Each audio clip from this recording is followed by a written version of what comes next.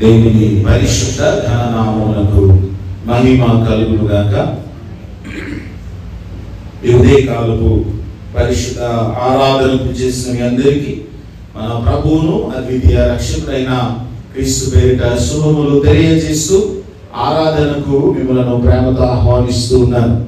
ఏర్పరచబడిన లేఖన భాగములు పరిశుద్ధ గ్రంథములో నుండి ప్రసంగి గ్రంథము 5వ అధ్యాయము మొదటి 7 వచనాలు, అలాగనే లూకా సువార్త 18వ అధ్యాయము 9 నుండి 14 వరకు చదవగా మనం విన్నాం. ప్రసంగి గ్రంథములో మొదటి వచనం నేను చదువుతున్నాను. నీవు దేవుని మందిరమునకు పోవునప్పుడు నీ ప్రవర్తన జాగ్రత్తగా చూచుకొనుము. బుద్ధిహీనులు అర్పించినట్లుగా బలి అర్పించుట కంటే సమీపించి ఆలకించుట శ్రేష్టము. వారు తెలియకయే దుర్మార్గపు పనులు చేయుదురు. క్రీస్తునందు ప్రియ దైవజనమా, మన ప్రభువును అద్వితీయ రక్షకుడైన క్రీస్తు పేరిట మరొకసారి శుభములు తెలియజేస్తున్నాం. మనతో పాటుగా దైవజనులు, స్థానిక సంఘ సభ్యులు రెవరెండ్ డోక్బుర గరాక గారు ఉండడం కూడా చాలా సంతోషం. వారికి ప్రేమపూర్వక ఆహ్వానం తెలియజేస్తూ ఉన్నాను. ప్రియులారా, చదవబడిన భాగములలో నుండి ప్రసంగి గ్రంథము 5వ అధ్యాయము మొదటి 7 వచనాల భాగమును మనము ధ్యానించబోతూ ఉన్నాం. సర్వసాధారణంగా ప్రసంగి గ్రంథం అంతా కామన్ గా డీల్ చేసే ఒక సబ్జెక్ట్ ఏంటంటే అంతా వ్యర్థం. ప్రసంగి గ్రంథం అనగానే సింపుల్ గా ఒక మాటలో చెబితే అంతా వ్యర్థం అని తప్ప మరొక టాపిక్ ఏమి కూడా లేదు అని అంటా ఉంటాం. కానీ ఈ మొత్తం ప్రసంగి గ్రంథం అంతటిలో 5వ అధ్యాయం మొదటి 7 వచనాలు దానికి కాస్త భిన్నమైంది.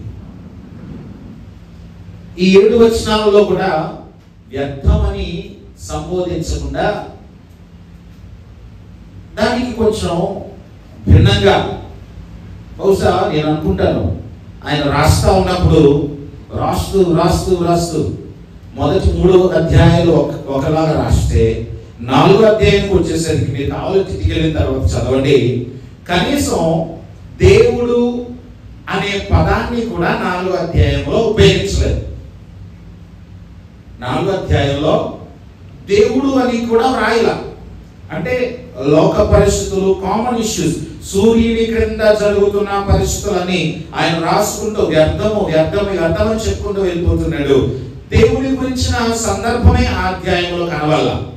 అని సడన్ గా అనిపించింది, అరే భూమి గురించి రాస్తున్నాను కానీ సూర్యుని క్రింద ఉన్న దాని గురించి రాస్తున్నాను కానీ సూర్యునికి పైన ఒక ఆయన ఉన్నాడు. ఆయన పట్ల మేము ఎలా ప్రవర్తించాలనేది రాస్తే బాగుండేని ఒకవేళ అనిపించిందో ఏమో. సడన్ గా 4వ అధ్యాయానికి భిన్నమైన కోణం ఇది 5వ అధ్యాయం. ఈ మొదటి 7 వచనాలలోనే 6 సార్లు దేవుడి గురించి సంబోధించాడు. అంటే 4వ అధ్యాయములు ఏదైతే కొరతగా ఫీల్ అయ్యాడు ఆయన, 5వ అధ్యాయము ఆ మొదటి 7 వచనాలలోనే 6 సార్లు దేవుని నామమును ఘనపరుస్తూ దేవుని నామమును హెచ్చించాడు. సో బహుశా అందుకేనేమో ఆయన జ్ఞాని అయ్యాడు. సో దేవుని వాక్యాన్ని మనం జ్ఞాపకం చేసుకున్నప్పుడు దేవుని పనులు, దేవుని కార్యాలకు మనము ఏ రీతిగా స్పందిస్తూ ఉన్నాం, దేవుని పట్ల మనం ఎలాంటి భక్తి చేస్తూ ఉన్నాం, అసలు దేవుని సన్నిధిలో మనం ఎలా ఉండాలి, ఇలాంటి అద్భుతమైన విషయాలు. వాస్తవానికి నేను ఏర్పరచుకున్న టెక్స్ట్ చాలా సుదీర్ఘమైనటువంటి భాగం.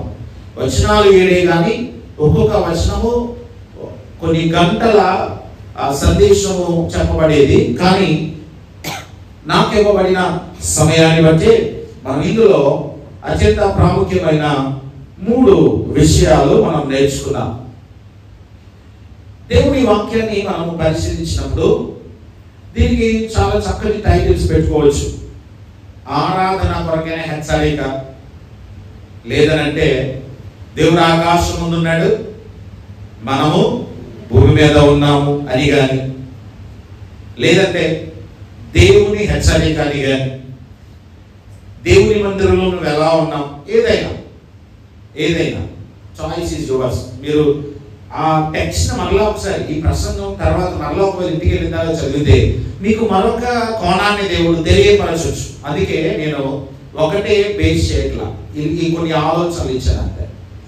సో జాగ్రత్తగా ఈ భాగాన్ని మనము పరిశీలించినప్పుడు జ్ఞాని ప్రసంగైన సొలొమోను గారు చెబుతున్నారు, నీవు దేవుని మందిరములకు పోయినప్పుడు నీ ప్రవర్తన జాగ్రత్తగా చూసుకొనుము. బుద్ధిహీనులు అర్పించున్నట్లుగా బలి అర్పించుట కంటే సమీపించి ఆలకించుట శ్రేష్టము. నాకు ఈ మొదటి వచనానికి మొదటి పాయింట్ గా ఎంచుకున్నాను. కమ్ అండ్ లిసన్ కేర్ఫుల్లీ, వచ్చి శ్రద్ధగా ఆలకించు అని. నీవు దేవుని మందిరంలోకి పోవునప్పుడు అంటే నువ్వు దేవుని మందిరానికి వచ్చినప్పుడు అని కదా ఆయన మనతో మాట్లాడుతున్నాడు. దీన్ని మనం కరెక్ట్ గా ధ్యానిస్తే మనము దేవుని మందిరానికి వచ్చినప్పుడు ఏమంటున్నాడు అక్కడ, జాగ్రత్తగా చూసుకో, నీ ప్రవర్తనను జాగ్రత్తగా చూసుకో. అసలు ఈ ఒక్క వచనమే చాలు ఓ సంవత్సరం అంతా మనము దేవుని వాక్యాన్ని నేర్చుకోవడానికి. అటువంటి శ్రేష్టమైన విషయాలు మనకి ఇందులో జాగ్రత్తలు. ఈ జాగ్రత్త అనే అంశానికి వచ్చేసరికి ఒకసారి మనం ఈ రోజు మనం ప్రయాణం చేసిన దేవుని మందిరానికి వచ్చిన నేపథ్యాన్ని జ్ఞాపకం చేసుకుంటే, నిన్నటి నుంచి చాలా చక్కగా సిద్ధపడి ఉంటాం. చాలా బాగా రేపు ఉదయాన్నే దేవుని సన్నిధికి వెళ్ళాలి, అందరికంటే ముందు పాటలు పాడే సమయానికి వెళ్ళాలి, క్వైర్ బిడ్డలు పాడుతున్నారు కదా ఆ టైంకి వెళ్ళాలని ఆశపడి సమయానికి వచ్చిన వారు కొందరు ట్రై చేసి పోన్లే కనీసం ఆరాధన ఆరంభానికైనా వెళ్తున్నామని నిన్న అనుకున్న పాయింట్లో ఒకటి కొంచెం ఫెయిల్ అయినా కొంచెం సాటిస్ఫైడ్ గా ఆరాధన ఆరంభం నుంచి ఉంటున్నామని వచ్చిన వాళ్ళు కొంతమంది. ఇంకొంతమంది లైఫ్ లో ఎలా ఉంటుందని అంటే, నేనంతా ప్రిపరేషన్ బాగుంటది, మార్నింగ్ లేచి రావడంతోనే ఎందుకో ఎక్కడ వచ్చిందో తెలియదు తేడా, కొంత మీద భర్త మీదనో లేదా భార్య మీదనో లేదా పిల్లల మీదనో కొంచెం కైకేలాడేసి నిన్న ఎంత సిద్ధపాటు ఉందో దానికి భిన్నంగా కొంచెం డిస్టర్బ్డ్గా చర్చికి టైం అయిపోతుందన్న కంగారు ప్రక్క కదా. చాలాసార్లు చాలా ముఖ్యంగా క్రైస్తవులు చాలా గొప్పగా ప్రవర్తిస్తారు. ఆదివారం ముఖ్యంగా స్త్రీ తల్లుల గురించి మాట్లాడితే, ఈ రోజున సడన్ గా ఎవరైనా చుట్టాలు వస్తున్నారంటే ఉంటది కదా. ఈ రోజున ఒకవేళ భర్తకి మటన్ తినాలి అనిపిస్తే మిగిలిన రోజుల్లో తేవచ్చు కదా అని, అంటే మన ఈ ఆలోచన ఈ ఆవేశం వెనుకున్న ఉద్దేశం ఏంటంటే, నా దేవుని సన్నిధికి నేను ఇవ్వవలసినటువంటి సమయం ఇవ్వలేకపోతాను, ఇది కాదు కదా సమయం, ఈ రోజు ఎవరిది దేవునిది కదా అనే ఉద్దేశం కదా. సో నేనంతా బాగా సిద్ధపడి సడన్ గా రేపు మీరేమి మార్కెట్కి వెళ్ళొద్దండి, ఇంట్లో ఎగ్స్ ఉన్నాయి లేదంటే సంథింగ్ ఇలాగేదో చెప్పేస్తే, సడన్ గా వాకింగ్ వెళ్ళిన ఆయన లేదంటే ఫ్రెండ్ పిలిచారని వెళ్ళిన ఆయన వస్తా మటన్ బాగుందమ్మా తీసుకొచ్చానంటే భలే ఉంటది. సో అంటే సిద్ధపాటు ఆ ఏక మనసు సడన్ గా ఏమవుతున్నది అని అంటే చిన్న చిన్న విషయాలకి గరిబులైపోతుంది. ఆ మైండ్ సెట్ తో వచ్చి మరలా ఆ పీస్ ఆఫ్ మైండ్ రావడానికి కొంత టైం తీసుకుంటూ ఉంటాం దేవుని వాక్యాలు వెళ్ళడానికి, దేవుని ఆరాధించడానికి. So common issues. లేదంటే పిల్లలు సండే స్కూల్కి వెళ్ళడానికి మారం చేయడం, మొత్తం నిద్రపోతుంటే వాళ్ళని కొట్టినా లేకపోతే వాళ్ళని కదా. సో ఇది కూడా డిస్టర్బ్ అయ్యేది. లేదు ఒకవేళ పేరెంట్స్ అలసిపోయి కొంచెం మార్నింగ్ లేవటం ఇబ్బంది కలిగిన అమ్మకి, ఆడపిల్లలు రెడీ అయిపోయారు, ఇంట్లో ఇద్దరు ఆడపిల్లలు అనుకోండి, జల్లే మమ్మీ మమ్మీ మమ్మీ, అమ్మ ఒక్క నిమిషం మీ డ్రెస్ అప్ అయిపోయింది అని అంటూ ఉంటారు. ఏడైపోద్ది లోపు అమ్మ మీద కేకలేస్తుంటారు, ఎందుకు మదర్ కండిషన్ కూడా. సో ఇలాంటివన్నీ చాలా కనబడుతున్నాయి. ఏంటంటే మనం ఎలాగ దేవుడి సన్నిధికి సిద్ధపడిపోయామో ఆ సిద్ధపాటుని డిస్టర్బ్ చేసే పరిస్థితులు. సో ఇవన్నీ ఒకసారి పరిశీలించుకొని రావాలని దేవుని మందిరానికి వచ్చిన తర్వాత ప్రిపరేషన్ విషయంలో, ముఖ్యంగా జాగ్రత్త విషయంలో ప్రభువు చెప్తున్నాడు, నువ్వు దేవుని మందిరానికి వచ్చినప్పుడు వచ్చి చేయాల్సింది ఒకటి ఏం చేయాలట, వినడమే, మాట్లాడటం లేదు. దేవుని మందిరంలో వచ్చి ఏం చేయమంటున్నాడు, బుద్ధిహీనులు అర్పించున్నట్టుగా బలి అర్పించొద్దు, సమీపించి నువ్వు ఎందుకు రావాలి దేవుని సన్నిధికి అంటే వినడానికి. నువ్వు వినటమే దేవుడికి బలి అర్పించడం వచనం చెబుతుంది. సో ఇంకా జాగ్రత్తగా గమనిస్తే ఆరాధన కొరకైన జాగ్రత్తలు. వాస్తవానికి ఇలాంటి వచనాలు వింటున్నప్పుడు మాకు తెలుసులే అన్న అభిప్రాయం కలుగుతూ ఉంటారు. ఎలా అంటే కొన్నిసార్లు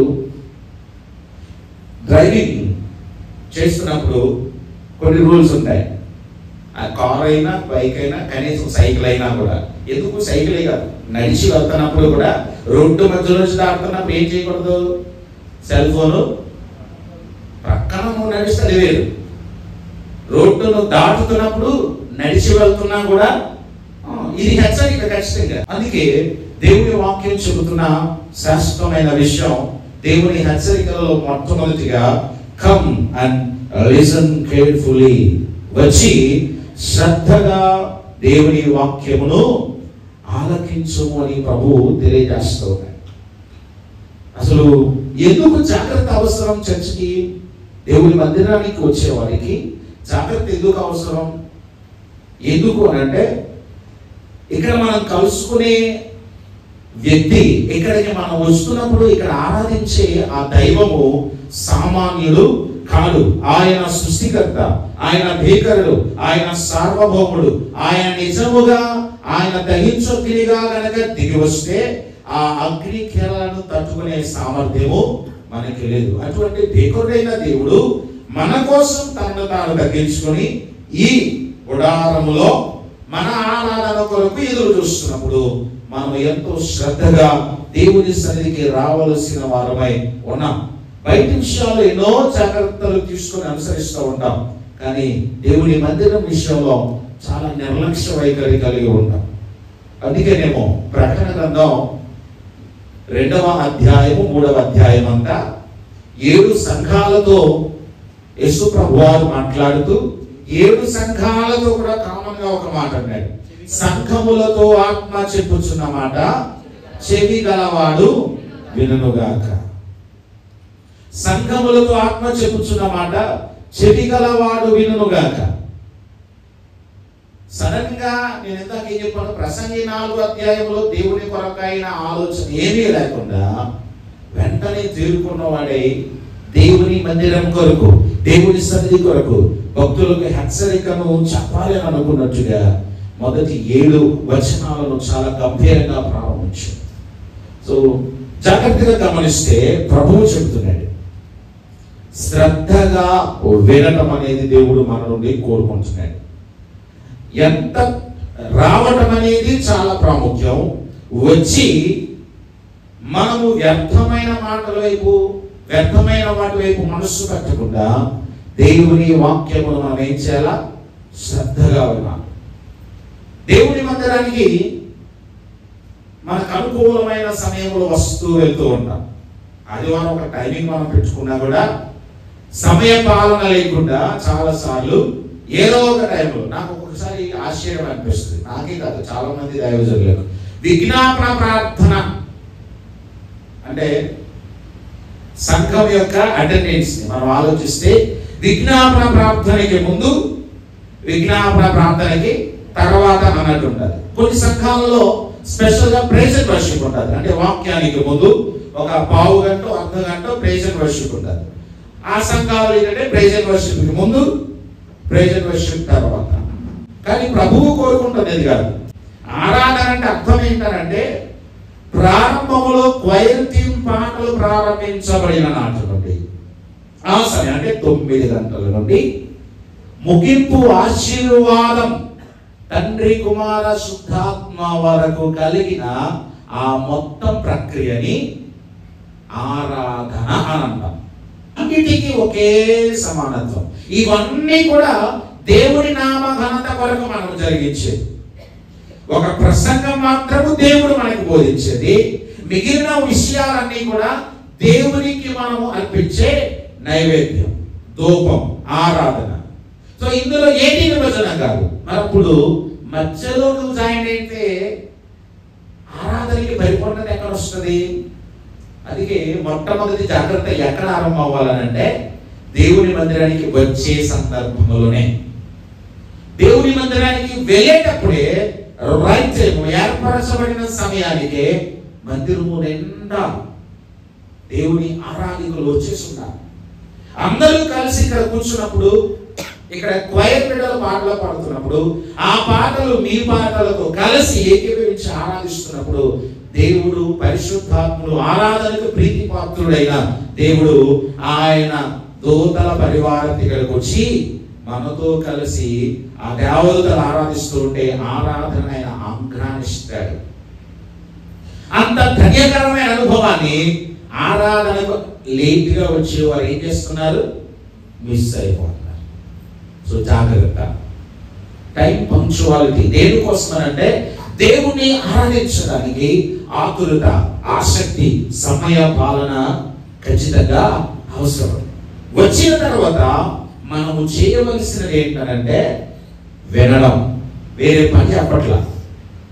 బుద్ధిహీనులు అర్పించున్నట్లుగా బలి అర్పించడం కంటే ప్రభు చెప్తున్నాడు, దేవుడి మందిరానికి నువ్వు వచ్చావునంటే ఎందుకు వచ్చావు? నీవు దేవుని మాట వినడానికి. మనం దేవుని మాట వినడానికి ప్రాధాన్యత ఇవ్వకుండా, మనం దేవుని మాటను శ్రద్ధగా వినకుండా పక్కవారితో లేదా మన సొంత విషయాల కొరకైన ఆలోచనలతో మనం ఆసక్తి కలిగి ఉంటే దేవుని మాట నీ హృదయంలోనికి చోటు ఇవ్వదు కదా, నీ హృదయంలో స్థానం దొరకదు. ఎంత బలమైన వాక్య సందేశము ప్రభువు నీ కొరకు వినిపిస్తూ ఉన్నా ఆ విత్తనం త్రోవ ప్రక్కన పడిన విత్తనం లాగా సాతాను అయిన పక్షి వచ్చి ఎత్తుకొని వెళ్ళిపోయినట్లుగా అయిపోతుంది మన జీవితం. అందుకే ప్రభు చెప్తున్నాడు, నీ దేవుని మందిరానికి పోయినప్పుడు అంటే వచ్చేటప్పుడు టైం పంచుకోవాలి. వచ్చిన తర్వాత నీ ప్రవర్తనను జాగ్రత్తగా చూసుకో. ప్రవర్తనను జాగ్రత్తగా చూసుకో అంటే నిర్గమకాండం 3వ అధ్యాయం 5వ వచనంలో దేవుడు మోషే గారికి ఒక మాట అన్నాడు. నిర్గమకాండము 3వ అధ్యాయం 5వ వచనం, అందుకాయన దగ్గరకు రావద్దు, నీ పాదముల నుండి నీ చెప్పులు విడువుము, నీవు నిలిచి ఉన్న స్థలము పరిశుద్ధ ప్రదేశము.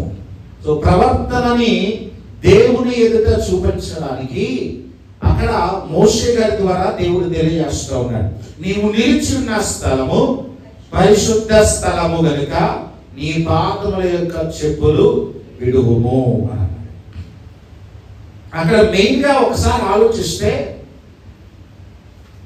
సేనాయి పర్వతము లేదా హోరేబు పర్వతము చెప్పులు లేకుండా నడవటానికి వీలైన స్థలము కాదు.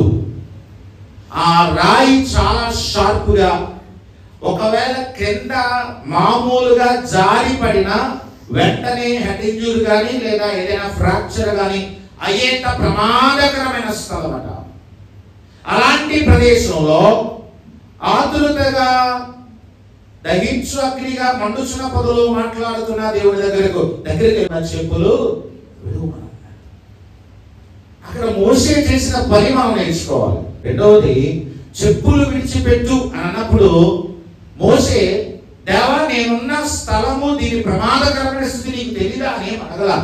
ఇమ్మీడియట్ గా ఏం చేశాడనంటే చెప్పులు తీశాడు. ఆయన నిలబడ్డాడు, మోకరించాడు. ఎంతసేపు ఉన్నాడో మనకు తెలియదు కానీ దేవుడు మోషేతో సంభాషించినంతసేపు కూడా మోషే గారు చెప్పులు లేకుండానే ప్రభువు మాట విన్నాడు. సో నీ ప్రవర్తన అంతటి విషయంలో జాగ్రత్తగా చూసుకోమనంటే ప్రభువు చెప్పేది ఒకటే, నీవు ఎంత శ్రేష్టమైన అర్పణ తెచ్చుడి, లక్షలు వేలు ఏ సందర్భం ఏ స్థాయిలో నీవు కానుక తీసుకొస్తున్నా దానికంటే ముందు ప్రభువు కోరుకునేది ఏంటంటే నీ విధేయత, వినడానికి సిద్ధపాటుగా ఉన్న నీ మనస్సు. వినే తత్వము లేకపోతే ప్రమాదాన్ని కొని తెచ్చుకుంటాం. మనము లేవీకాండము 10వ అధ్యాయంలో అహరోను కుమారులు నాదాబు అబీహులు దేవుని అగ్నిని కాక వేరొక అగ్నిని తెచ్చారు. ఏమయ్యారు వారు? హతులైపోయారు. ఒకవేళ మన ప్రవర్తన దేవుని ఎదుట సరిగా లేకపోతే దేవుడు ఇశ్రాయేలుతో ఒక భయంకరమైన మాట అన్నాడు. చూడండి ఒకసారి మలాకి గ్రంథము 1వ అధ్యాయము 10వ వచనం. అందరూ తీయాలి. మలాకి గ్రంథము 1వ అధ్యాయము 10వ వచనం. మీలో ఒకడు నా బలిపీఠము మీద నిరర్థకముగా అగ్ని రాసబెట్టకుండానట్లు నా మందిరపు వాక్యములను మూయవాడొకడు మీలో ఉండిన ఎడల మేలు. మీ యందు నాకు ఇష్టము లేదు. మీ చేత నేను నైవేద్యం అంగీకరింపనని సైన్యములకు అధిపతి యెహోవా సెలవిచ్చుచున్నాడు. చూడండి, ప్రభు ఎంత భయంకరంగా సెలవిస్తా ఉన్నాడు. నా మందిరాన్ని మూసేస్తే బాగుండు అని అంటున్నాడు ఆయన. ఎందుకనంటే వారి హృదయం దేవుని ఎదుట సరిగా లేదు. వారు దేవుని మాట వినేవారిగా లేరు. దేవుని పట్ల యథార్థత కలిగి ప్రవర్తించే వారిగా లేరు. వారు తమ ఇష్టానుసారముగా వాక్యాన్ని వారు అన్వయం చేసుకొని, వారికి అనుకూలమైన రీతిగా వాక్యాన్ని అన్వయం చేసుకొని, దేవునికి అర్పించే విషయంలో, దేవునికి ఇచ్చే విషయంలో, దేవుని మాట వినే విషయంలో, దేవుని మందిరంలో ప్రవర్తించే విషయంలో సరైన రీతిగా ప్రవర్తించనే కారణం చేత ప్రభు అంటున్నాడు, అసలు ఎవరో ఒకరు వచ్చేసి అగ్ని రాజబెట్టేసి నేనున్నాను, నేను అర్పించే బలి నా దేవుడికి యోగ్యమైనది అన్నట్లుగా మీకు మీరు డిక్లేర్ చేసేసుకుంటున్నారు. కానీ అసలు మీ బలులు, మీ ఆరాధనలు నాకు ఎంత మాత్రం అంగీకారముగా లేదు కనుక అసలు మందిరము మూసేసే వ్యక్తి ఉంటే బాగుండని అన్నాడు. నేను ఒకసారి ఒక వచనం చదివించాను, గుర్తుందో లేదో చూడండి. యెషయా గ్రంథము 1వ అధ్యాయము, చాలా భయంకరమైన మాట. యెషయా గ్రంథము 1వ అధ్యాయము 11-12 వచనాలు. యెహోవా సెలవిచ్చిన మాట ఇదే, విస్తారమైన మీ బలులు నాకేలా, దహన బలులకు పొట్టేళ్లను, బాగుగా వేసిన దూడల క్రొవ్వును నాకు వెక్కసమాయెను. కోడెల రక్తమందైనను, గొర్రెపిల్లల రక్తమందైనను, మేకపోతుల రక్తమందైనను నాకు ఇష్టము లేదు. నా సన్నిధిని కనబడవాలని మీరు వచ్చుచున్నారే, నా ఆవరణములను తొక్కుటకు మిమ్మల్ని రమ్మన్నవాడెవడు? మీ నైవేద్యం వ్యర్థము, అది నాకు అసహ్యము పుట్టించు ధూపార్పణము. చూడండి, ప్రభువు ఎంత క్లియర్ గా చెబుతున్నారు.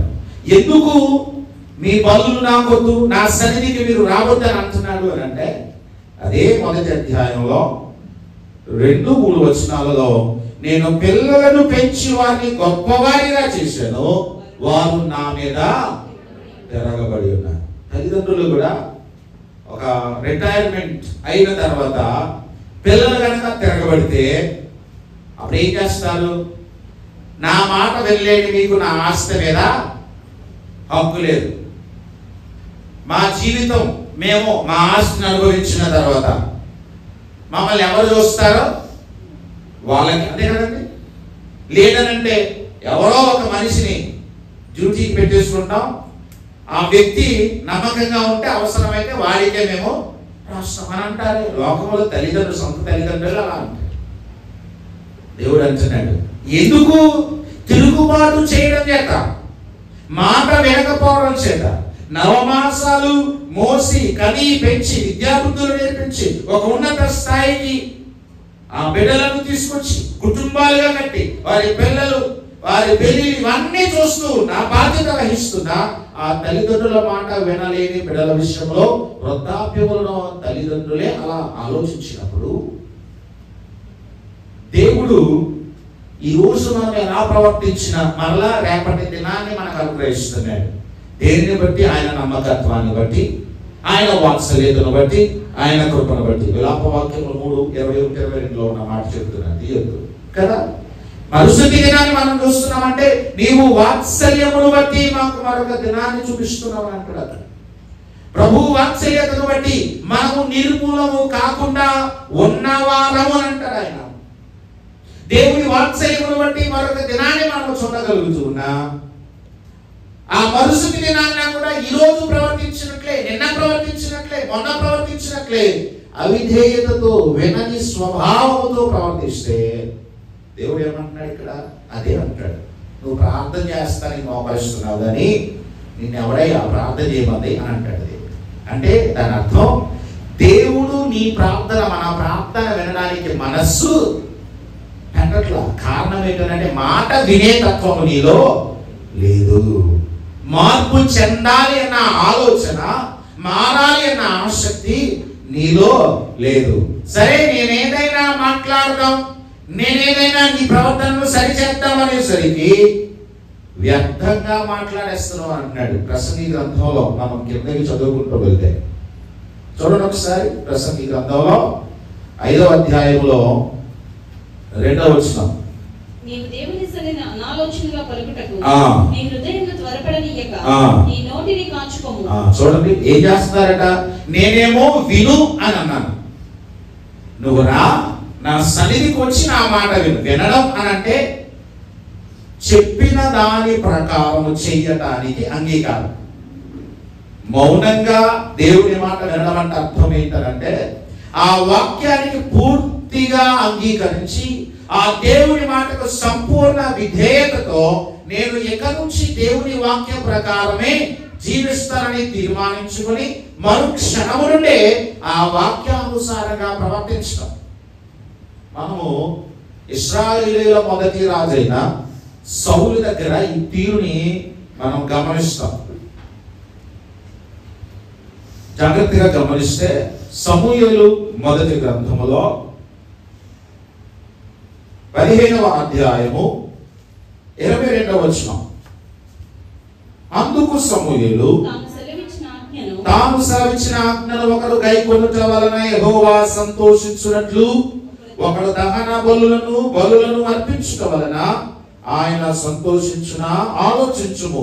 బలులు అర్పించుట కంటే ఆజ్ఞను గైకొనుటయు పొట్టేళ్ల క్రొవ్వు అర్పించుట కంటే మాట వినుటయు శ్రేష్టము. దేవుడు నా మందిరాన్ని మూసేసేవాడు ఒకడుంటే బాగుండు అనుకోవడానికి కారణం, మీ నైవేద్యాలు నాకు ఇష్టం లేదని చెప్పడానికి గల కారణం ఒకటే, మాట వినేవారు, లోబడేవారు, దేవుని మాట ప్రకారం జీవించేవారు లేనందుచేత. పైగా ఎవరి మీద తిరుగుబడ్డారు ఇశ్రాయేలీయులు? దేవుని మీద. ఈరోజు వాక్యం వింటున్నా మనం గమనించాం. ఆరాధన ఆరంభము నుండి నువ్వు ఉండటం దేవుని విధేయతకి సాదృశ్యం, దేవుని పట్ల విధేయతకు సాదృశ్యం. దేవుని వాక్యానుసారంగా జీవించడం దేవుని పట్ల విధేయతకి సాదృశ్యం. దేవుడు నిన్ను హెచ్చరిస్తున్నాడనంటే, దేవుడు నేను సరి చేస్తున్నాడనంటే, నేను నీ విధేయత కోరుకుంటున్నాడనంటే ఆయన నీతో సహవాసం చేయాలని ఆశిస్తూ ఉంటాడు. అందుకే నీవు దేవుని మందిరానికి పోయినప్పుడు నీ ప్రవర్తన జాగ్రత్తగా చూసుకోను అని అంటే మొట్టమొదటిగా లోపల గురించి కాదు మాట్లాడుతున్నా, నువ్వు వచ్చినప్పుడే నీ ప్రవర్తన ఎలా ఉందో అబ్జర్వ్ చేసుకో అని ప్రభువు చెప్తా ఉన్నాడు. ప్రియమైన వల్ల ఇంకా మనము జ్ఞాపకం చేసుకుంటే దేవుని వాక్యంలో జాగ్రత్తగా పరిశీలించినప్పుడు యెషయా గ్రంథం 66వ అధ్యాయం 2వ వచనంలో ఒక చక్కటి మాటని ప్రభు మన కొరకు రాయించారు. యెషయా గ్రంథం 66వ అధ్యాయం 2వ వచనం. అవి నా వలన కలిగినవి యెహోవా సెలవిచ్చుచున్నాడు. ఎవడు దీనుడై నలిగిన హృదయము గలవాడై నా మాట విని వణుకుచుండునో వానినే నేను దృష్టించుచున్నాను అని అంటాడు. దేవునికి కావలసింది ఏమిటి అని అంటే దేవుని మాటకు దీనత్వముతో లోబడటం, అంగీకరించడం. దేవుని మాటకు భయము కలిగి వినయముతో ప్రవర్తించడం, దేవుని మాటకు విధేయత చూపడం, వచ్చి సమీపించి ఆలకించుట శ్రేష్టం అని అంటున్నాడు ప్రభు. ఇక్కడ అనాలోచనగా మాట్లాడటం కాదు, ఆలకించడం దేవునికి ఇష్టం. ఆలకించేవారు దేవునికి కావాలి, లోబడేవారు దేవునికి కావాలి. అందుకే హోషేయ గ్రంథంలో ఇశ్రాయేలీయులకు ఒక చక్కటి సందేశము దేవుడిచ్చిన తర్వాత ప్రవక్త ఇశ్రాయేలీయులందరూ కూడా ఎలా ప్రార్థన చేయాలనేది చెబుతున్నాడు. 14వ అధ్యాయం 2వ వచనంలో హోషేయ గ్రంథము 14వ అధ్యాయం 2వ వచనంలో ఆయన అంటున్నాడు, మాటలు సిద్ధపరచుకుని యెహోవా యొద్దకు తిరుగుడి, మీరు ఆయనతో చెప్పవలసినదేమనగా మా పాపములన్నిటినీ పరిహరింపుము, ఎట్లకు బదులుగా మా పెదవులను అర్పించడం ఏంటండి? ఎందుకు పెదవులను అర్పిస్తున్నాం అని అన్నాడు అని అంటే హృదయము నిండిన దానిని బట్టి నోరు మాట్లాడుతుంది కనుక ఆ నోరుకు కారణమైన హృదయం అంటే నా తలంపులను, నా ఆలోచనను నా పెదవులను అన్నిటిని నీకు అర్పిస్తున్నాను. అంటే నా ప్రవర్తన అంతటి మీద నీ అధికారం నాకు ఒప్పుకుంటున్నాను. వినడానికి నేను వస్తున్నాను. నీ మాట చొప్పున జీవించడానికి నేను వస్తున్నాను. నీ మాట ప్రకారం బ్రతకడానికి నేను వస్తున్నాను అని ప్రభు అంటున్నాడు.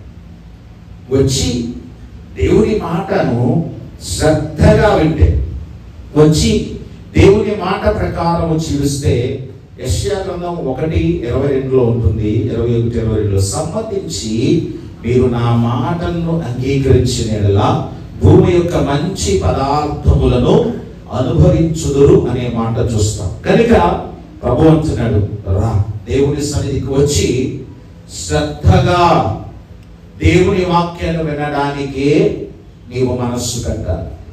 వినుట వలన విశ్వాసం కలుగుతుంది. వినుట వలన నీ జీవితంలో అద్భుతాలు చూడగలుగుతావు. నీవు వినడానికి మనస్సు పెడితే నీలో ఉన్న లోతులన్నిటినీ ప్రభువు సవరిస్తాడు. శ్రేష్టమైన ఉపదేశము దేవుడు నీకు చేయడానికి ఇష్టపడతాడు. రెండవ అంశం, స్పీక్ ఇన్ఫార్మ్లీ, ప్రామిస్ కేర్ఫుల్లీ. అంటే అరుదుగా మాట్లాడు, శ్రద్ధగా మాట ఇవ్వు. ప్రామిస్ కేర్ఫుల్లీ, అరుదుగా మాట్లాడు, శ్రద్ధగా నువ్వు మాట ఇవ్వు. అంటే దీనికి మనం ఒకసారి జ్ఞాపకం చేసుకున్నప్పుడు మార్కు సువార్త 9వ అధ్యాయంలో తాబోరు కొండ మీద యేసుక్రీస్తు ప్రభువారు రూపాంతర అనుభవానికి యేసు ప్రభువారితో పాటు పేతురు, యోహాను, యాకోబులను తీసుకుని వెళ్ళారు. వారందరూ కూడా ఒక అద్భుతమైన దృశ్యాన్ని చూస్తూ ఉన్నారు. యేసు ప్రభువారి వస్త్రాలు దగ్గరగా మెరిసిపోతున్నాయి. ఆ వారున్న ప్రదేశం అంతా దేవుని వెలుగు తప్ప మరేమీ కనబడటలేదు. ఆ సందర్భంలో వారిద్దరు వ్యక్తులు యేసు ప్రభువారితో మాట్లాడడం చూస్తూ ఉన్నారు. ఏలియాయు, మోషేయు మాట్లాడుతున్నారట. ఏలియా, మోషే ఇద్దరు మాట్లాడుతున్నప్పుడు ఆ మాటలను యోహాను, యాకోబులేమో శ్రద్ధగా వింటున్నారు, మౌనమైపోయారు. వారు మాట్లాడుతూ ఉంటే మధ్యలో పేతురు గారు కంగారుగా, ఇంకా ఆ ప్రత్యక్షత ముగింపబడక మునిపే మధ్యలో ఇంటర్ఫీర్ అయిపోయి 5వ వచనంలో అంటున్నాడు, బోధకుడా మనం ఇక్కడ ఉండటం మంచిది. నీకొకటి, మోషేకొకటి, ఏలియాకొకటి 3 పర్ణశాలలు కట్టుదాము అని అంటున్నాడు. అసలు పేతురు గారు మాట్లాడవలసిన అవసరం అక్కడ లేదు. అందుకే యేసు ప్రభువారు ఆ తర్వాత ఆ టాపిక్ ని కంటిన్యూ చేయలేదు. మీరు గమనించండి. అలాగే అని అంగీకరించలేదు, వద్దు అని కూడా గద్దించలేదు. అనవసరం. చాలాసార్లు దేవుని వాక్యము దేవుడు నీతో మాట్లాడుతున్నప్పుడు, లేదా నీ పక్క వారు శ్రద్ధగా వింటున్నప్పుడు అన్నెసెసరీ టాపిక్స్ చాలావి నువ్వు పక్క వారితో డిస్టర్బ్ చేస్తూ ఉన్నావు. అనవసరమైన విషయాలు, అనవసరమైన కామెంట్స్ చేస్తూ ఉంటావు. అది దేవుడు మెచ్చేది కాదు. ప్రభువు చెప్తున్నాడు, స్పీక్ ఇన్ఫార్మలీ. అంటే అవసరం ఉందో లేదు పరిశీలనగా చూసుకొని, నువ్వు మాట్లాడవలసిన సందర్భం అయితేనే మాట్లాడాలి దేవుని సన్నిధిలో. లేకపోతే నువ్వు మౌనంగా ఉండటానికి మించిన ఉత్తమము లేదు. సో దేవుని వాక్యం చెబుతుంది. ఇక్కడ ఇంకొకటి కూడా మనం అర్థం చేసుకుంటే, సామెతల గ్రంథము 10వ అధ్యాయము 19వ వచనంలో, విస్తారమైన మాటలలో దోషముండక మానదు. చూడండి 2వ వచనం చదువుదాం. ప్రసంగి 5:2లో చదువుమా. నీ దేవుని సన్నిధిని అనాలోచనగా పలుకుటకు నీ హృదయంలో త్వరపడనీయక నోటిని కాచుకోము. దేవుడు ఆకాశమందున్నాడు, నీవు భూమి మీద ఉన్నావు కావున నీ మాటలు కొద్దిగా ఉండవలెను. విస్తారమైన పనిపాటుల వలన స్వప్నము పుట్టును, పెక్కు మాటలు పలుకువాడు బుద్ధిహీనుడగును. నీవు దేవునికి మొక్కుబడి చేసుకుని నెడల దాన్ని చెల్లించుటకు ఆలస్యము చేయకము. బుద్ధిహీనులందు ఆయనకి ఇష్టం లేదు. చూడండి, మాట్లాడటం గురించి దేవుడు ఎంత శ్రద్ధగా చెప్తున్నాడు. విస్తారమైన మాటలు మాట్లాడేవాడు బుద్ధిహీనుడు అని అంటున్నాడు. అనాలోచనగా పలకడానికి తొందరపడద్దు అని అంటున్నాడు. నీ నోటిని కాచుకో అని అంటున్నాడు. ఎందుకు అనంటే నువ్వు మాట్లాడేది ఎవరి సముఖములో? ఒకవేళ ఇక్కడ దేవుని సన్నిధిని, దేవుని ప్రత్యక్షతను, దేవుని ప్రసన్నతను నీవు గనక గమనించక, నీకున్న ఆధ్యాత్మిక అంధకారాన్ని బట్టి పరిశీలించక నువ్వు ఒకవేళ కంగారుగా మాట్లాడేస్తున్నాయేమో. కానీ నేను మొదట చెప్పాను, సొలొమోను గారు సందర్భము దేని రాస్తున్నారు? సూర్యుని క్రింద ఉన్న సంగతి కొరకు కాదు, సూర్యునికి పైనున్న దేవాది దేవుని ఆరాధన నియమ విషయం. దేవుడు ఆకాశమందున్నాడు, ఆయన సర్వశక్తివంతుడు, ఆయన సార్వభౌముడు. ఆయన మాట తప్ప, ఆయనకు విధేయత తప్ప మరొకటి అనాలోచనగా దులుకుతనంగా మనము మాట్లాడడానికి దేవుడు అనుమతిని ఇవ్వటం లేదు. పరిశుద్ధ గ్రంథంలో యోబు గారి భక్తిని ప్రశ్నిస్తూ తన స్నేహితులు మాట్లాడిస్తూ ఉంటే యోబు గారు వాటికి సమాధానం ఇచ్చుకుంటూ తనను తాను పరిశీలించుకుంటూ మాట్లాడేసరికి దేవుడు ప్రత్యక్షమయ్యాడు. సుడిగాలిలో నుండి యెహోవా మాట్లాడటం ప్రారంభించాడు. మాట్లాడినప్పుడు యోబు గారు పలికిన మాట చాలా బాగుంటుంది. చూడండి ఒకసారి యోబు గ్రంథము 40వ అధ్యాయము 3, 4, 5 వచనాలు. యోబు గ్రంథము 40వ అధ్యాయం. అప్పుడు యోబు యెహోవాకు ఈలాగున ప్రత్యుత్తరం ఇచ్చాడు, చిత్తగించుము, నేను నీచుడను, నేను నీకు ఏమని ప్రత్యుత్తరం ఇచ్చదను? నా నోటి మీద నా చేతిని ఉంచుకొందును. ఒక మారు మాట్లాడి తిని నేను మరలా నోరెత్తను, 2 సార్లు మాట్లాడి తిని ఇకను పలుకను. అప్పుడు చాలు. దేవుని సన్నిధిలో యోబు గారు ఎంత ఒప్పుకోలికి వచ్చారు. నేను నీచుడను, ఏమని ప్రత్యుత్తరం ఇచ్చదను? నా నోటి మీద నా చేతిని. సింపుల్ గా ఒక మాటలో అర్థం చేసుకోండి, నా నోరు నేను మూసుకుంటాను. చిన్నపిల్లల భాషలు అయితే నోటి మీద వేలేడు కదా. యోబు గారు అంటున్నారు, దేవుని సన్నిధిలో దేవుడు మాట్లాడుతున్నాడు. ప్రభువా, నువ్వు మాట్లాడుతున్నావు, నీకు ప్రత్యుత్తరం ఇచ్చేంత జ్ఞానము గాని, శక్తి గాని, అధికారం గాని నాకు లేదు. మీరు మాట్లాడుతున్నారు కనుక నిశ్చయముగా నేను ఏం చేస్తానో తెలుసా? నా నోటి మీద నా చేతులు ఉంచుకుంటా. ఇంతకు ముందు నేను తొందరపడి ఒకసారి మాట్లాడేశాను, రెండోసారి కూడా మాట్లాడాను. ఇక మాట్లాడడానికి నేను సాహసం, ఆ స్థితితో, అట్టి భయముతో దేవుని సన్నిధికి వచ్చినప్పుడు దేవుడు నీతో మాట్లాడే అనుభవంలో నువ్వు వెళ్తావు.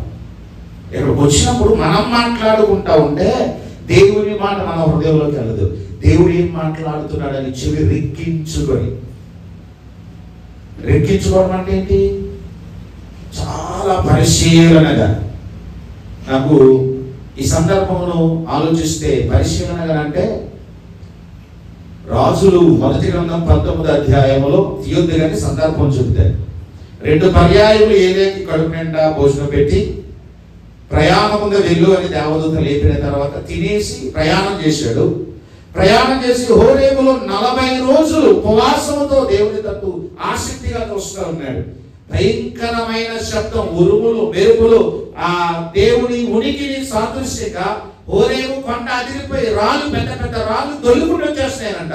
అంత భయంకరమైన శబ్దాల మధ్య మిక్కిలి నిమ్మలమైన వాని స్వరము ఏలియా విన్నాడు. దేవునికి మహిమ కలుగుగాక.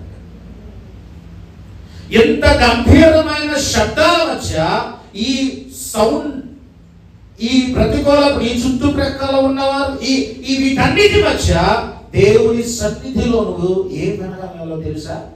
దేవుని స్వరం, దేవుని స్పర్శ, దేవుని మాట వినడానికి నీవు సంపూర్ణ విధేయత చూపాలి. దేవుడు మాట్లాడి నీకు అర్థమవుతుంది. ఒక దైవజనుడు దేవుని గురించి అంటాడు, ఆర్సి స్ప్రౌల్ అని. ఆయన ప్రేమ, కరుణ, కృప, సార్వభౌమాధికారం, న్యాయం, పవిత్రత, కోపము లేనివాడు దేవుడు కాదు, వట్టి విగ్రహం అని అన్నాడు. ఇప్పుడు మనం అనాలోచనగా నీ నోటిని పలవద్దు, ఇవన్నీ హెచ్చరికలు కదా. అంటే ఒక రీతిగా దేవుని కోపాన్ని ఆయన ఎక్స్ప్రెస్ చేస్తున్నట్టుగా ఉంది. సో దేవుడు కోప్పడుతున్నాడు.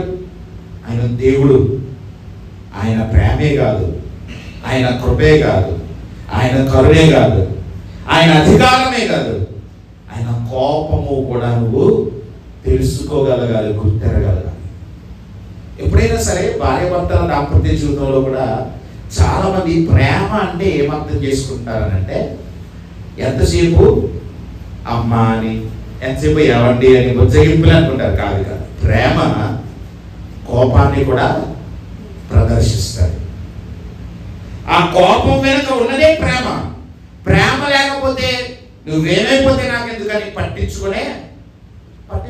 వాస్తవమా కదండి? ఇక్కడ పెద్ద వయసున్న అనుభవజ్ఞులు 40-50 సంవత్సరాల దాంపత్య జీవితాన్ని అనుభవించిన మంచి అనుభవజ్ఞులు ఉన్నారు.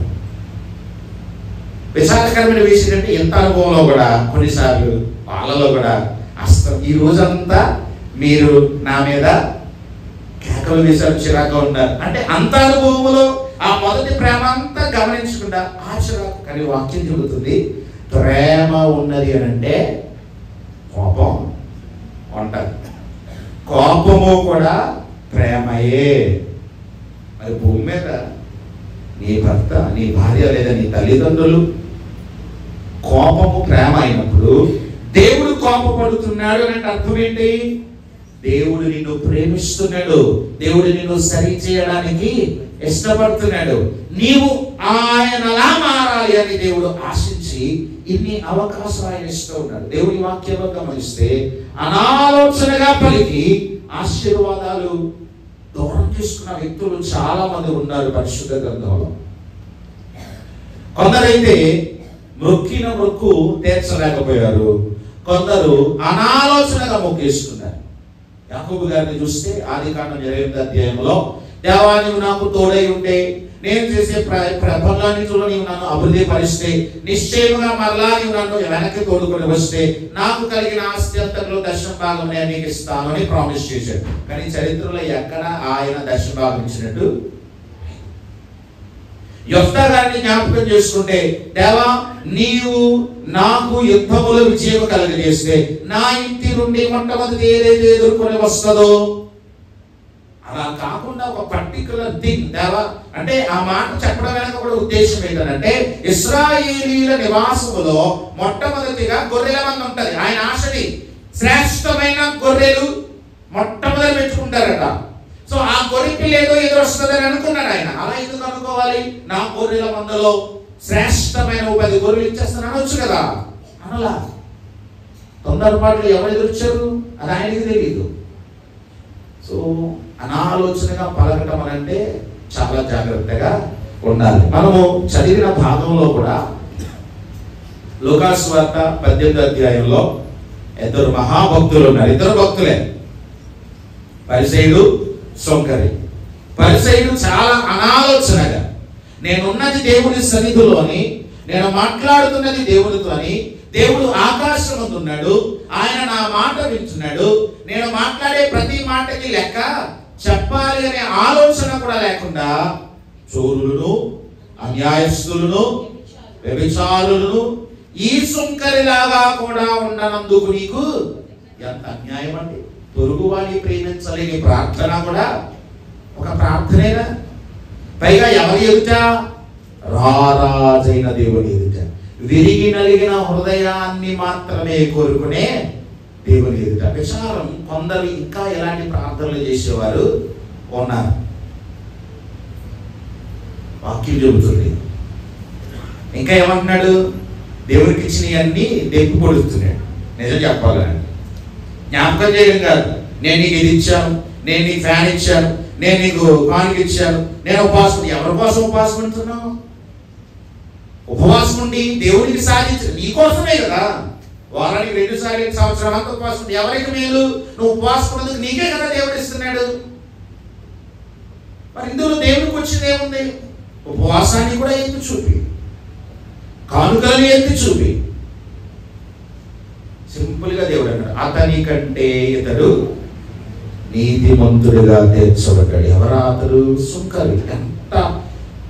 ఎంత ఒబీడియంట్ ప్రేయర్, ఎంత పొలైట్, ఎంత అద్భుతమైన ప్రార్థన అండి.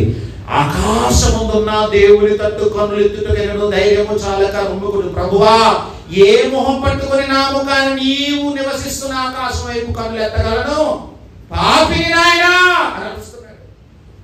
ఏమన్నా బహుశా నేను అంటాను, అంత సుంకరనంటే యథార్థంగా బ్రతికి అందరి ముందు తన యథార్థతను కనపరుచుకునేవాడు. పరిసయ్యుడనంటే అందరి ముందు యథార్థతను కనపరుచుకునేవాడు, అందరి ముందు భక్తిని కనపరుచుకునేవాడు. సుంకరి సంపాదనలో పరిసయ్యుడి కంటే గొప్పే. సో జాగ్రత్తగా గమనిస్తే లంచం తీసుకునే వాళ్ళు ఎక్కువ ఇస్తారు. ఎందుకు? ఆ లంచం తాలూకా శిక్ష నా మీదకి రాకూడదని. ఇవన్నీ ఏమి సుంకరి ఎత్తు చూపల. తనకు అర్థమైంది ఏంటంటే, ఆ రోజు ఇంతవరకు నేను చేసిన భక్తి, ఇంతవరకు నేను ఇచ్చిన అర్పణ ఇది కాదు, దేవుడు నా నుండి కోరుకుంటున్నది నన్ను, నా జీవితాన్ని ఆయన కోరుకుంటున్నట్టుగా నా జీవితం లేదు, ఆయనకు అనుకూలమైన రీతిగా మారేంత యోగ్యత నాలో లేదు, మారిస్తే ఆయనే మార్చాలి అని అనుకున్నాడు. పశ్చాత్తాపముతో ప్రభు దగ్గర జ్ఞానముతో మాట్లాడాడు. ఎంత గొప్ప ఆశీర్వాదాన్ని సుంకరి జీవితంలో చూసాం. అన్నా కూడా అలాంటి మంచి ప్రార్థనతో జ్ఞానముతో ప్రార్థన చేసింది, సమయానుకూలమైన ప్రార్థన చేసింది. దేవుని కొరకు శ్రేష్టమైన బహుమానమును నేను ఇస్తానని తెగింపుతో, దేవా నువ్వు నాకు ఒక కొడుకుని, నా నిందని తీసేసావు, ఆ కొడుకుని ఎక్కడ వచ్చేస్తా, నీకేం చేస్తా. నిజం చెప్పాలంటే ఎవరి కొరకు కన్నదంటే కొడుకుని దేవుని కోసమే. చెప్పిన రీతిగా సంవత్సరానికల్లా కుమారుని తీసుకొచ్చి పాలు విడిచేంత వరకు బిడ్డని అక్కడే ఉంచి బోధించి, అమ్మ నాన్న అన్ని, నాన్న సమయలు, నేను కాదు ఎవరు, దేవుడు తర్వాత దైవజుడు. ఎంత అద్భుతమైనటువంటి నడిపింపు. అనాలోచనగా పలకలేదు, జ్ఞానముతో మాట్లాడి. దేవునికి మొక్కుకుంటున్నాము చాలాసార్లు, దేవునికి ఇస్తానంటున్నాము. ఒక్కొక్కసారి వాక్యం ఉద్రేకంతో, అవును ప్రభా నేను ఇక్కడి నుంచి ఆరాధనకి ఇలాగ పాల్గొంటాను, దేవ పరిచయంలో ఎలా భాగస్వామి అవుతాను, మందిరంలో నేను ఎలా ఉంటాను, చాలా ప్రామిస్ చేస్తున్నావు. కానీ ఒక్క మాట మీద కూడా నువ్వు నిలబడకుండా శ్రద్ధ వహించని సమర్పణలు, చాలా వాగ్దానాలు, చాలా కాలకర్మలు కలిసి పోతున్నాయి. దేవునికి ఇచ్చిన ఎన్ని మాటలు నువ్వు నిలబెట్టుకున్నావు? అదే అడుగుతున్నాడు ఆయన. అనాలోచనగా పలకొద్దు. ఎందుకనంటే ఆయన ఆకాశం ముందు ఉన్నాడు. ఆ మాటలు ఇంకొకటి కూడా మనం స్మరణ తెచ్చుకోవాలి. ఆకాశం ముందు ఉన్నాడు అని అంటే, ఆకాశం ముందు ఉన్న దేవునితో మాట్లాడుతున్నప్పుడు ఆకాశం ఏం చేస్తుంది? ఆలకిస్తుంది. ఒకవేళ దేవుడు అబద్ధం ఆడతానని అనుకుంటావేమో, కనుక నీ ముందు ఒక సాక్షిని కూడా దేవుడు పెట్టాడు. ఆకాశం ముందు ఉన్న దేవుడు ఎదుట, అద్వితీయుడైన దేవుడు ఎదుట అనాలోచనగా మాట్లాడటానికి మనకి అనుమతి అంత మాత్రము లేదు. కనుక ప్రభు తెలియజేస్తున్నాడు, పొరపాటున నువ్వు పలికేసి, చూడండి 6వ వచనంలో, నీ దేహమును శిక్షకు లోపరుచున్నంత పని నీ నోటి వలన జరగనీయకుము, అది పొరపాటు చేత జరిగినని దోత ఎదుట చెప్పకము, నీ మాటల వలన దేవునికి కోపము పుట్టించి నీ వేళ నీ కష్టమును వ్యర్థపరుచుకునేదవు. అనాలోచనగా పలికితే ఏమైపోతుందట? నీవు సంపాదించుకోవలసిన ఆశీర్వాదాలని దూరం చేసుకుంటాను.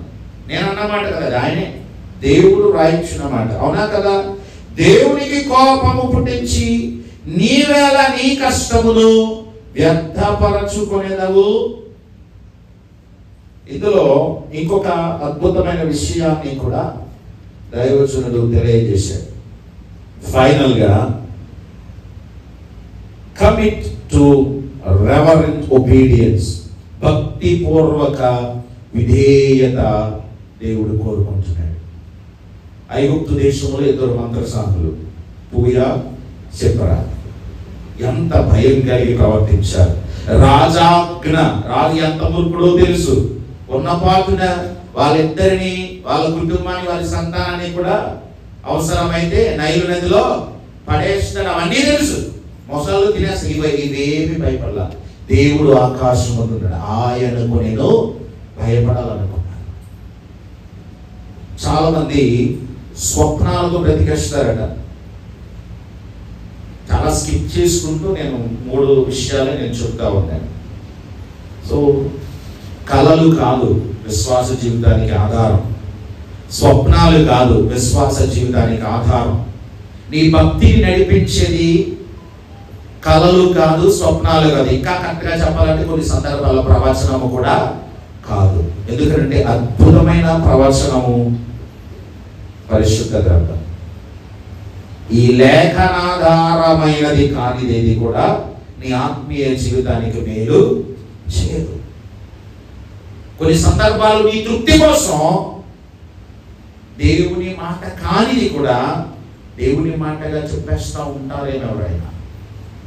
అందుకు వాక్యం చెబుతుంది ఫైనల్గా 7వ వచనంలో, నీ మట్టుకు నువ్వు దేవుని యందు భయభక్తులు కలిగి ఉండుము.